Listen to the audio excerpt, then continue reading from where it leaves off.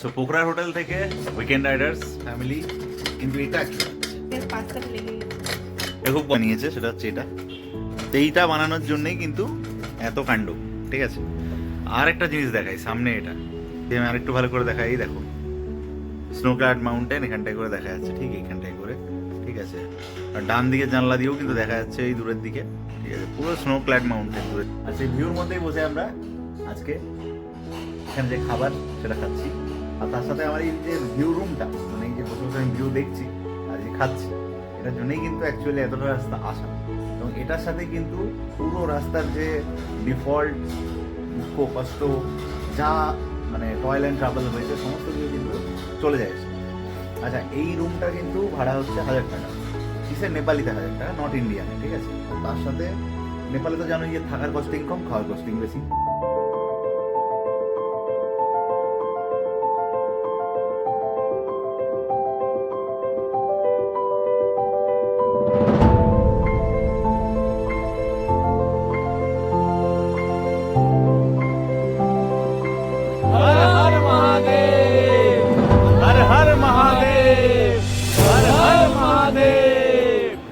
ডান দিকে পেলাম একটা লেক, ইমিগ্রেশন অফিস যেতে যেতে সুন্দর দেখতে।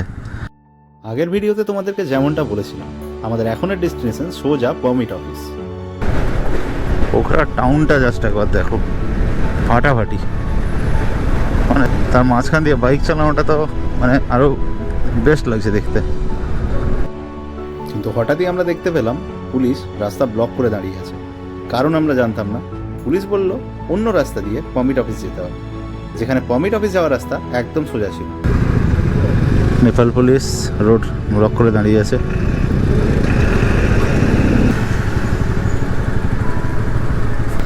পারমিট অফিসের রাস্তাটাকে দিয়েছে বন্ধ করে।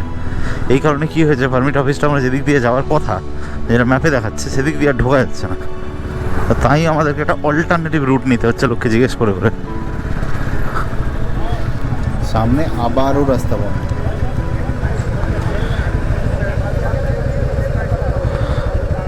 কি সমস্যা ভগবান জানে। এবার দেখি কোন দিকটা দিয়ে যায়।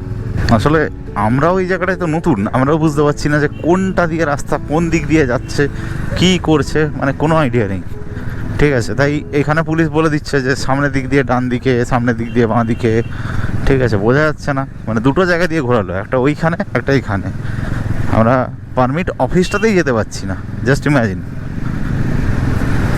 পারমিট ওরা দেবে, জায়গা আমরা ঘুরবো, পয়সা আমরা খরচা করবো, পারমিট ওরা দেবে, কিন্তু সেই পারমিটটা নেওয়ার জন্য যে সুবিধাটা, সেই সুবিধাটা ওরা করতে পারছে না। সো অদ্ভুত একটা ব্যাপার।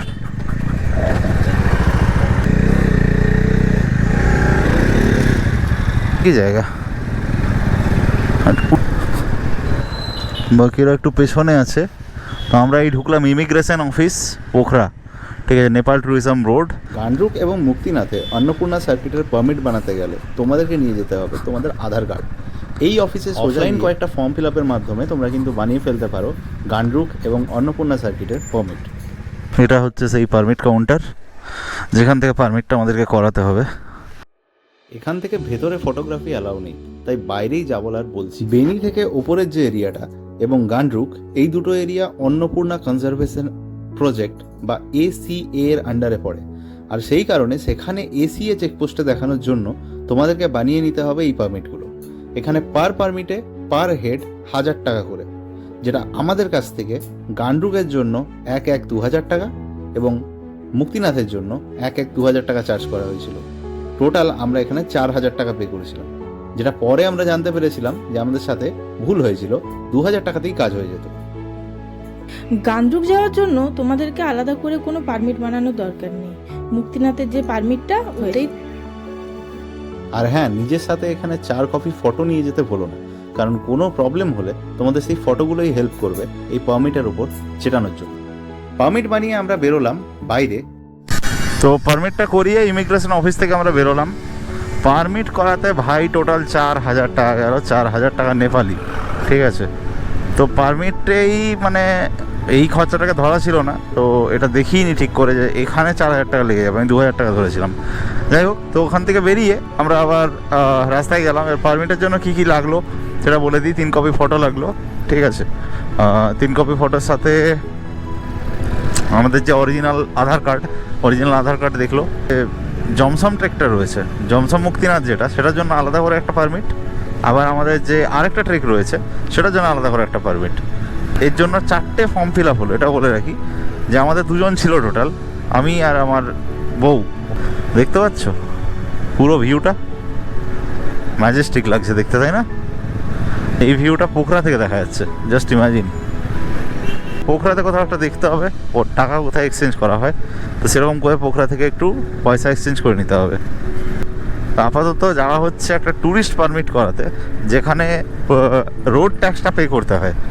রোড ট্যাক্সটা যদি না পে করা হয়, মানে যেহেতু বাইকে আসছি, তো ওরা যদি চেকিং পয়েন্টে ধরে তখন কিন্তু তোমার কাছ থেকে নিয়ে নেবে 500 টাকা অ্যাজ আ ফাইন।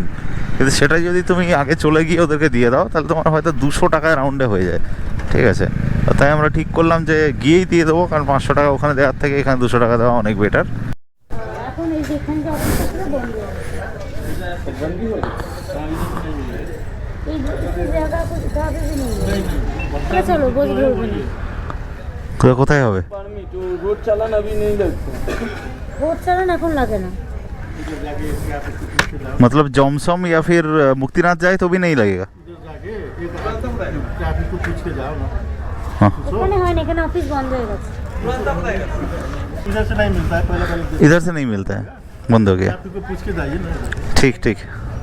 যে পারমিটটা করাতে এলাম সে পারমিটটা এখন বলছে এখানে হয় না, ঠিক আছে, তো লাগে না বলছে। টাকা নেওয়ার জন্য আমরা অনেক চেষ্টা করেছি পারমিট বানানোর, কেউই দিচ্ছে না। এটা তো বলেছিল এখানে এখন দেয় এরপরে যদি ধরে তাহলে কিছু বলার থাকবে না। না, ধরে বলেই দিচ্ছে, তো আগে দিত, এখন আর দেওয়া না। বীরগঞ্জ থেকে বেরোনোর সময় আমরা ভেবেছিলাম পোখরায় গিয়ে পারমিটটা বানাবো। ইভেন ময়ূকও তাই বলেছিল যে এখানে পারমিট হয়, কিন্তু এখানে এসে দেখলাম যে এখানে বলছে পারমিট তৈরি হয় না এখানে, এবং পারমিট লাগেও না। আমরা যখন ভেবা জায়গার মতো দাঁড়িয়ে দাঁড়িয়ে ভাবছি যে কি করব, তখন হঠাৎ করে খবর পেলাম যে 107 নম্বর কাউন্টারে গিয়ে খবর নেওয়া যেতে পারে। তাই তড়িঘড়ি আমরা সময় নষ্ট না করে চললাম 107 নম্বর কাউন্টারে, এটা জানতে যে পারমিট আদৌ লাগে কি লাগে না। কারণ বাইরের একটা দেশে এসে বাইকের কোনো রকম চালান হওয়া, হ্যারাসমেন্ট হওয়া বা লাইসেন্স নিয়ে নেওয়া, এই ব্যাপারগুলো হলে তো আমরাই বিপদে পড়ব। তাই আমরা চললাম 107 নম্বর কাউন্টারে ভেতরের দিকে। 102 105 में 105 में 105 इधर, किधर है? कौन सा है? ये वाला? यो है ना वो अब पीने वाला मतलब उधर जाके जो है। हाँ, কেউ তো থাকার কথা। পারমিটের জন্য কথা বলতে গেল 105 নম্বর কাউন্টারে এসে।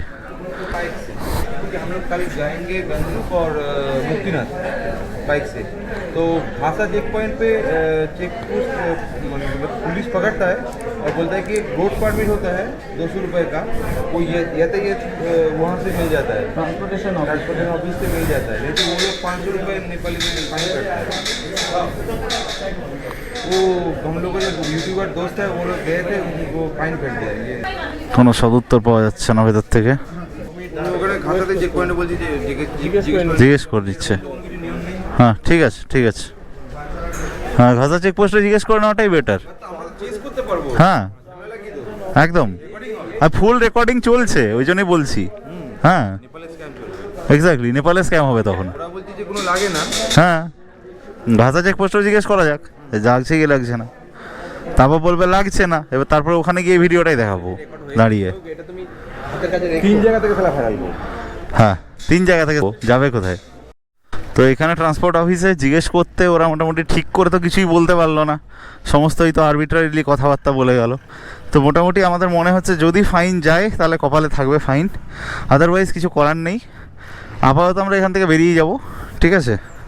অ্যান্ড কিছু করার যখন নেই সোজা রুমে যাই, রুমে গিয়ে ফ্রেশ হতে হবে, স্নান করতে হবে, তারপর রুম থেকে বেরোবো পোখরা হয়তো সাইট সিইং করতে। এখান থেকে কিছু পারমিট টারমিট পাওয়া যাবে না, ঠিক আছে। এখানে এসে যাই হ্যারাসমেন্ট হচ্ছে, এই সামনের এই ভিউটাই পুষিয়ে দিচ্ছে, এটাই বলবো। 2.5 ইয়ার রাইট, ঠিক আছে। Mukteshwar Mahadev cave entrance gate. তো বাড়ি থেকে আরেকবার বেরিয়ে পড়লাম আমরা ওই শিব মন্দিরে যাওয়ার জন্য, ওই পাহাড়টার ঠিক ওপরে শিব মন্দিরটা ছিল, বাঁ দিকের পাহাড়টায়। তো 2:12 বাজছে এবং খাওয়া দাওয়া কিছু হয়নি, তো প্ল্যান আছে ওপরে গিয়ে খাবো। একটা জায়গা থেকে স্টার্ট হলে একদম খাড়া চড়াই, না একদম খাড়া মানে মারাত্মক স্টিপ আছে, তো পুরো 60 ডিগ্রির ইনক্লাইন বলতে পারো।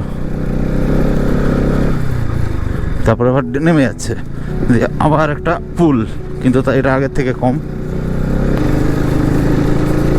নেই।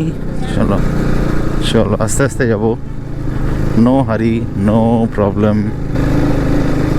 আবার এইখানে একটা বাম্পার ভাবা যায়, পাহাড়ে এরম বাম্পার পেলেই 1 গিয়ার ডাউন, কিচ্ছু করার নেই। এর উপর একটা শিব মন্দির রয়েছে, তার সাথে আরও বেশ কিছু শিব রয়েছে। এটা দেখতে গেলে তোমায় পাহাড়ে উঠতে হবে, আর পাহাড়ে ওঠার রাস্তা যেটা সেটা কিন্তু এটা, আর এটা কিন্তু লিটারালি মানে ভালো ইনক্লাইনেশন, কনস্ট্যান্টলি উঠছে। হ্যাঁ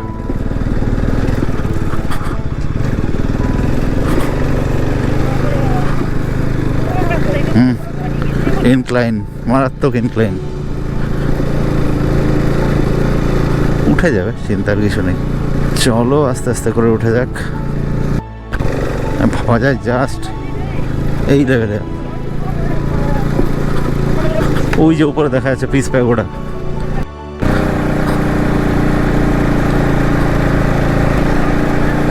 600 মিটার গিয়ে আবার বাঁ দিকে, এই দেখো ডান দিকে পুরো রেঞ্জের একটা ভিউ। ওয়াও, এক কথায় অসাধারণ। তো আপাতত আমরা জায়গাটায় যেখানে বাইক রাখলাম সেখান থেকে 200 মিটারের হাঁটা পথ আছে। হাঁটা পথটা এই ওপর দিয়ে যাচ্ছে। নেপালি গাড়ি হলে ওরা এই রাস্তাটা দিয়ে ওপরে উঠতে দেয়, আর নেপালি গাড়ি যদি না হয় তাহলে সেক্ষেত্রে গাড়িটা নিচে রাখতে হচ্ছে, নিচে রেখে উপরে আসতে হচ্ছে। ও নিচের যে পার্কিং চার্জ সেটা হচ্ছে 20 রুপিস, ঠিক আছে? তো তারপরে ওপরে তোমরা আস্তে আস্তে হেঁটে উঠতে পারবে। কি এটা? হ্যাঁ হ্যাঁ হ্যাঁ হ্যাঁ হ্যাঁ।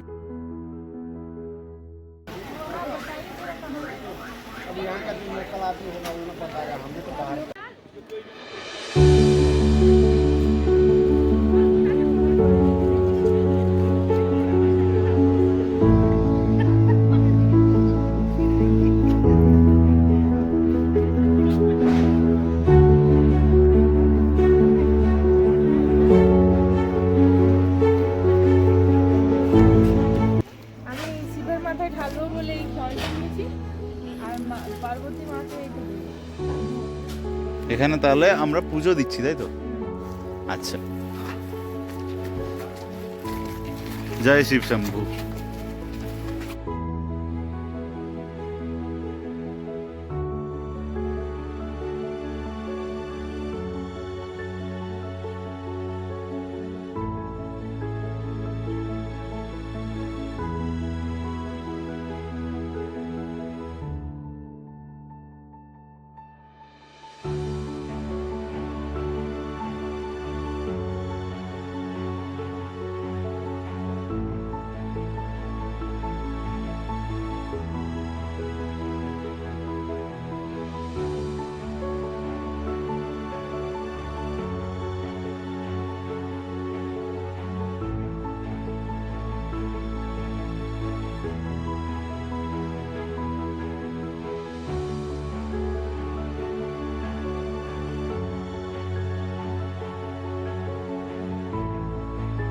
পুন্ডিকোটে শিব মন্দিরের উল্টো দিকেই রয়েছে পার্বতী এবং কার্তিকের দুটো পরপর প্রতিমা। মন্দির থেকে নেমে উল্টো দিকে 100 মিটারের হাঁটা পথ। বসে পড়লাম খেতে। এবারে এত হোটেল থাকতে এই হোটেলটা কেন ঢুকলাম, তার কারণ হচ্ছে এই সামনের উল্টো দিকের যে ভিউটা, এটা ঠিক আছে, একদম অন্নপূর্ণার ভিউ দেখতে দেখতে হোটেলে বসে বসে খাবার খাবো। ভিউটা দেখো, আর রেস্টুরেন্টটা খুব সুন্দর একটা লোকেশন আছে। আচ্ছা, আমরা কি কি অর্ডার করলাম তাহলে? আমরা বলতে প্রথমে একটা চা, মোমো, হুম আর একটা বেশ থাকালি গ্লুকোজটাকে আপ করার জন্য। হুম। আর এখানে সামনে যে ড্রিম সিটিটা আছে যেটা দেখতে গেলাম, সেটা ভাবলাম যে উঠবো, কিন্তু সেরকম খুব একটা যে মানে সেটা প্রথমে ভাবলাম যে টিকিট কেটে উঠি, কিন্তু তারপর মনে হলো একবার দেখে আসি। তো ওখানে যে স্ট্যাচুটা আছে ওখানে কাছে গেলাম, ওই মা দুর্গার। তো সেখানে গিয়ে দেখলাম যে খুব একটা যে মানে ভ্যালু আছে, ভ্যালু ফর মানি সেটা নয়। তো আমরা প্ল্যানটা ক্যান্সেল করলাম, ওখানে ঢুকিনি।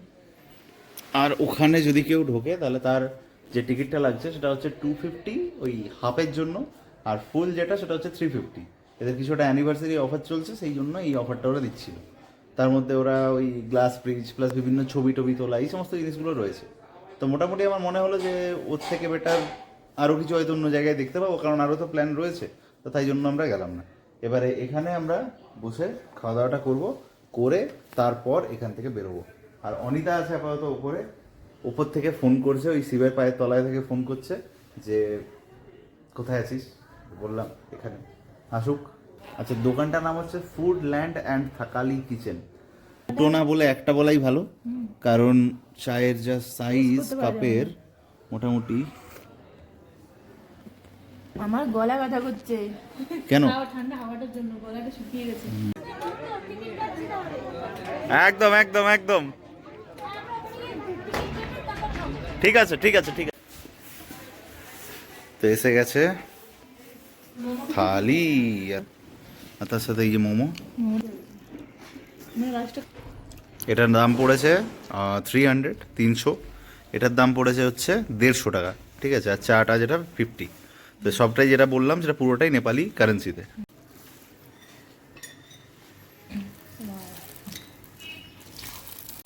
ভাই সাহেব খেয়ে মজা চলে এলো, লিটারালি মজা আ গিয়া।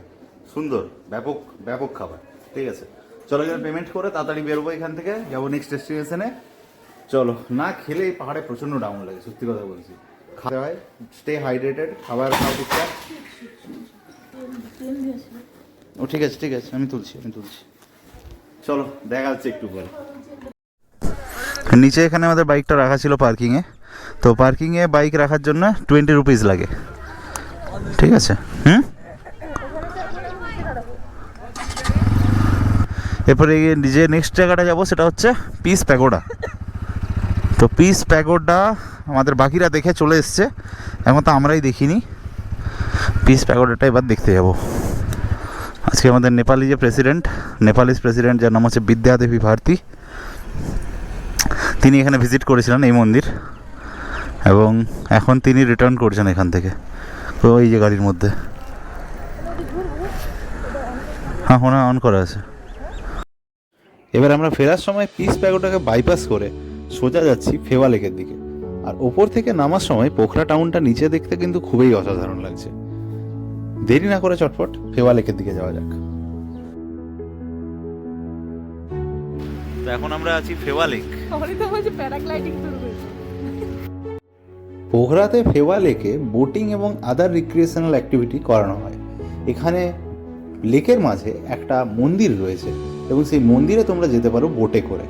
আমরা এদিনে বোটিংটা স্কিপ করেছিলাম, কারণ শরীরটা খুব একটা ভালো লাগছিল না, এবং সেই জন্যই আমরা এখানে ধারে বসে কিছুক্ষণ চা খেলাম। প্ল্যান ছিল সন্ধ্যের আগে হোটেলে ফিরে যাব, এবং তার আগে কারেন্সি এক্সচেঞ্জ করাতে হবে। এখানে 1 থেকে 1.5 ঘন্টা কাটানোর জন্য অসাধারণ জায়গা।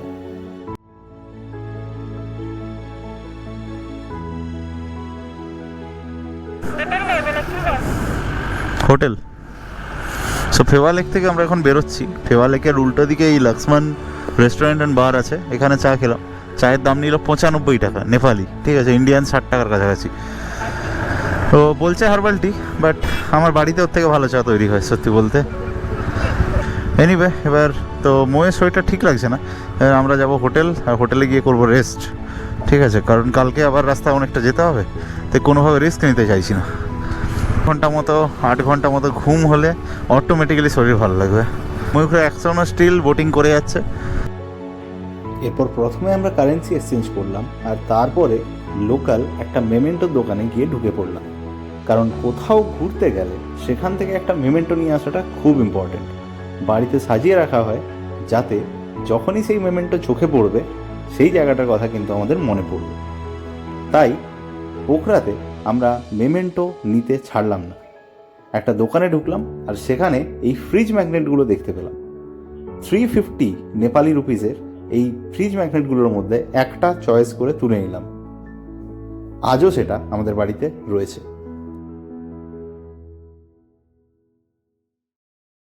বেসিক্যালি তোমাদেরকে একটা জিনিস দেখানোর জন্য এখন ক্যামেরাটা হঠাৎ করে অন করলাম, যে রুমে গিয়ে হঠাৎ করে মনে হলো বাইকটার কী অবস্থা হয়েছে একবার দেখি। তো পোখরা আসতেই বাইকের অবস্থা এই হয়ে গেছে। এবং এই যে রোটার প্লেটটা আছে না, এই রোটার প্লেটটাই দেখো একবার কী কাণ্ড হয়েছে। এই দেখো সাদা সাদা মাটি বসে আছে, দেখতে পাচ্ছ? তো এটার জন্য কি হবে, এটার জন্য যে এই রোটার প্লেটের যে ব্রেকটা সেটা বেসিক্যালি লাগতে চাইবে না, ঠিক আছে? এই যে মাটিটা, এই মাটিটা বেসিক্যালি হয়েছে। আর এই দেখো এখানের অবস্থা তো একদম মানে খারাপ থেকে খারাপতর অবস্থা। তো এটাকে তাড়াতাড়ি করে এই কাপড় দিয়ে মুছে মুছে এটাকে ওঠানো হচ্ছে, ঠিক আছে? সো দ্যাট যদি কোনো ডাস্ট টাইপের পার্টিকেল থেকে থাকে সেটা বেরিয়ে যায়।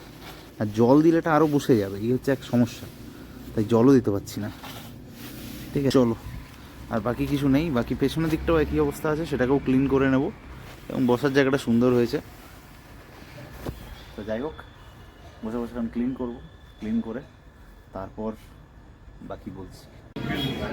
এই একটা জিনিস তোমরা মাথায় রেখো, যে যখনই তোমরা কোথাও না কোথাও এই নেপালের মধ্যে খাবার খাবে, তখনই কিন্তু একটা ব্লান্ডার হয়ে যাওয়ার চান্স আছে।